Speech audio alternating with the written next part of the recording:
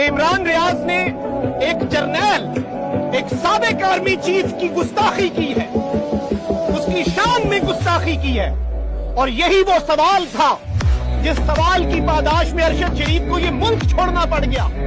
اس نے پوچھا تھا وہ کون تھا، تو آج میں یہاں پر کھڑے ہو کے کہتا ہوں کہ جو رات کو عدالتیں لگا گیا وہ کون تھا، گماشتوں کو تخت پر بٹھا گیا وہ کون تھا، جو قاتلوں کو، ڈاکوؤں کو اپنے اختیار سے میرے وطن کا حکمراں بنا گیا وہ کون تھا، وہ جس کے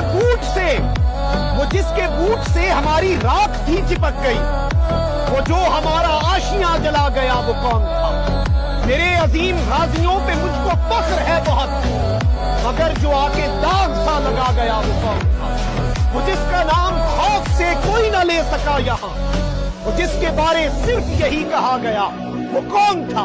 میں بتاتا ہوں وہ کون تھا۔